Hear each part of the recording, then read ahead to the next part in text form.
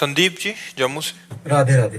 राधे राधे महाराज जी। महाराज जी, जब हम दुखी होते हैं या हमारा खराब समय चल रहा होता है, जब हमारा आर्थिक या शारीरिक नुकसान होता है, तब हम अपने विश्वास को कैसे प्रभु पे बनाए रखें और मन को आपने स्थिर किसी के साथ गलत आचरण किया और हमारे यहाँ का कानून आपको बंदी बना के दंड दे रहा है, उसमें भगवान का क्या दोष है? हमने कर्म किया, उसका भोग भोग रहे हैं। ऐसे अनेक जन्मों से हमारे कर्म होते चले आ रहे हैं, तो उसमें भगवान का विश्वास अविश्वास थोड़ी। अब वो तो विधान है, वो तो कानून है। तो ऐसे भगवान भी कानून के अंतर्गत है। जो भगवान ने कानून बना दिया, उस कानून के अंतर्गत भगवान भी है। जैसे राष्ट्रपति हो या प्रधानमंत्री हो, हमारे भारतीय संविधान के विरुद्ध आचरण बन जाए तो उनको भी जेल जाना पड़ेगा, नहीं जाना पड़ेगा? तो ऐसे भी भगवान ने व्याध की तरह छुपकर बाली को मारा, तो कृष्णावतार में अंतिम समय व्याध ने भगवान के चरण में बाण मारा। कानून के बाहर नहीं है, जो कानून बना दिया उसके अंतर्गत है। तो हमारे लोगों के जन्म जन्मांतरों के पाप हैं, जो हमें दुख, विपत्ति, संकट और हमारी जो उन्नति है उसमें वो बाधा पहुंचाते हैं। उन्हीं के नष्ट करने के लिए तो हम प्रार्थना करते हैं कि नाम जप करो, अच्छे कर्म करो, दूसरों को सुख पहुंचाओ, जिससे तुम्हारे पाप कर्म तुम्हें परास्त न कर पावे। अब भजन करोगे नहीं।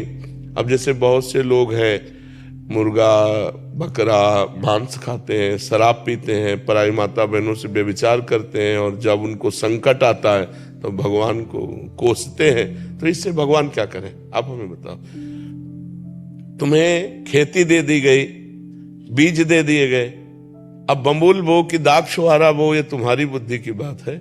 अब बो बम्बुल और चाहो दाग छुहारा, तो ऐसा तो नहीं हो सकता। ऐसे ही करो कर्म असत पाप कर्म और फल चाहो सुख, तो ऐसा नहीं हो सकता। अच्छे कर्म का फल अच्छा होता है, बुरे कर्म का फल बुरा होता है। वो बुरा कई रूप धारण कर लेता है, कभी अपमान रूप धारण कर लेता है, कभी असफलता रूप धारण कर लेता है, कभी विपत्ति रूप धारण कर लेता है, कभी विनाश रूप भी धारण कर लेता है। उसी से बचने के लिए हम कहते हैं नाम जप करो, भगवान की आराधना करो। तो जैसे मुकदमे में हम हार गए और हमको फांसी की सजा मिली, अब कोई उपाय नहीं कि आपको फांसी से बचाया जा सके, तो एक उपाय है, राष्ट्रपति से क्षमा याचना। तो ऐसे हमारे भगवान हैं। अगर हम भगवान से क्षमा याचना करें तो हमसे माना कि गलतियां हो गई, हमारा बिल्कुल पक्का अपराध है, हमें भोगना भी पड़ेगा, लेकिन भगवान चाहे तो क्षमा कर सकते हैं ना। तो उन्होंने कहा, आम तो हम सर्व पापेभ्यो मोक्षयिष्यामि मा शुचा, मैं तुम्हें समस्त पापों से मुक्त करके पवित्र कर दूंगा। तो हम भगवान की शरण में जाए। कुछ न कुछ हमसे पाप बनते रहते हैं, तो वो पाप हमें सता न पावे, हमें दुख न दे पावे, आगे हमसे पाप न बन पावे, ऐसी हमारी बुद्धि शुद्ध रहे। इसलिए हमें भगवान की शरण में जाना चाहिए, भगवान का नाम जप करना चाहिए और दूसरों का परोपकार करना चाहिए। परोपकार से हृदय बहुत जल्दी पवित्र होता है।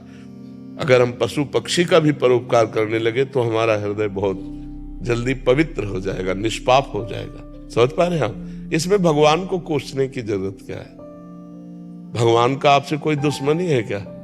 बस ऐसे एक ना बीच में थोड़ा सा वो नहीं, तो आप अपने को कोसिए, भगवान को क्यों कोसते हैं? आप अपने को कोसेंगे तो अच्छे बन जाएंगे कि यार मेरे से कोई गलती हो गई है, अभी नहीं सही तो पूर्व जन्म में कोई न कोई पाप बना है जिसका दंड मुझे भोगना पड़ा, चलो भोग लेते हैं, आगे तो गलती नहीं करेंगे।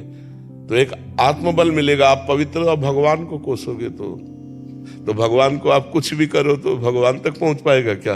वो तो बहुत महान है, बहुत महान। देखो, पूरे अनंत ब्रह्मांडों का सृजन करके सबके अंदर खेल रहा है। वो चींटी के अंदर भी आराम से सो रहा है और समस्त ब्रह्मांडों को अपने एक रोमकूप में रखता है। इतना महान है, महतो महियान, कि अनंत ब्रह्मांडों को एक रोमकूप में रखता है। और इतना छोटा है, अणुअणियान, कि वो चींटी के भी हृदय में आराम से शयन कर रहा है। ऐसा वो महान परमात्मा है। अणुअणियान महतो महियान। यो माम पश्यति सर्वत्र सर्वम च मयि पश्यति तस्याहम न प्रणश्यामि सच में न प्रणश्यति। जो सर्वत्र श्री भगवान को देखता है, सबको श्री भगवान में देखता है, वही वास्तविक देखता है। सर्वत्र भगवान सबके हृदय में, और सब भगवान के हृदय में वास करते हैं। ऐसे भगवान को हम भला कोस करके क्या प्राप्त कर लेंगे? इसलिए उनकी शरण में जाएं, उनका नाम जप करें और अपने को कोशे कि हमसे कोई गलती हो गई है जिसका परिणाम मुझे दंड रूप में प्राप्त हो रहा है।